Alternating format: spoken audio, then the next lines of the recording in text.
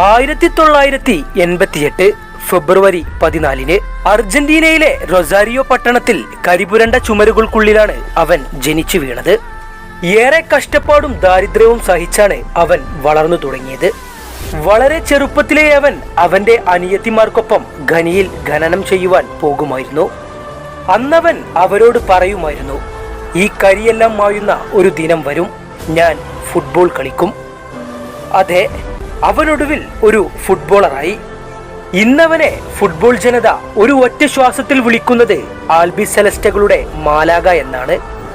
അത് മറ്റാരുമല്ല, അർജന്റീനയുടെ സ്വന്തം ഏഞ്ചൽ ഫാബിയാൻ ഡി മരിയ.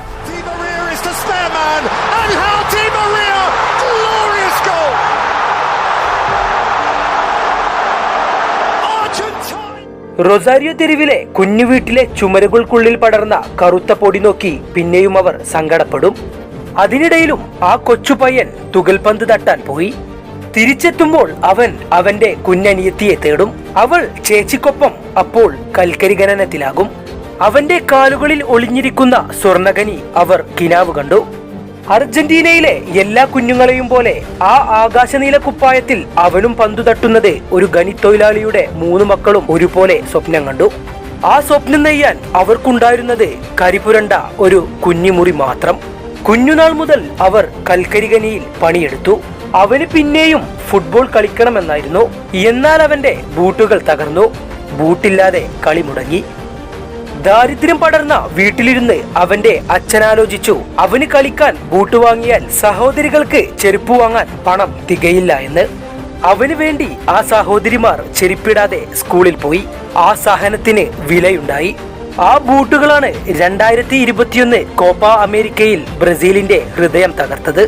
പ്രിയപ്പെട്ട എവലിൻ, പ്രിയപ്പെട്ട വരേസ, നിങ്ങളുടെ മാലാഗ വർഷങ്ങൾക്ക് ശേഷം അർജന്റീൻ മണ്ണിലേക്ക് കിരീടങ്ങൾ കൊണ്ടുവരുന്നു.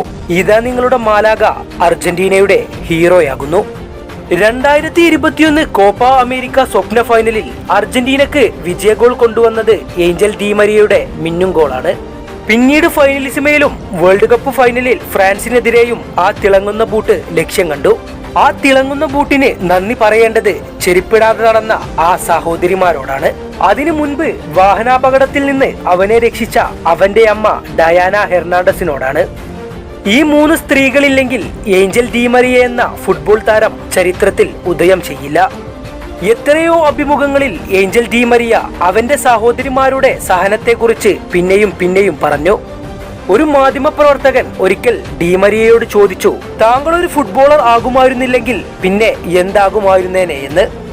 ഉടനെ തന്നെ ഡി മരിയ മറുപടി നൽകി, സംശയമെന്ത്, ഞാനൊരു ഖനന തൊഴിലാളിയാകുമായിരുന്നു.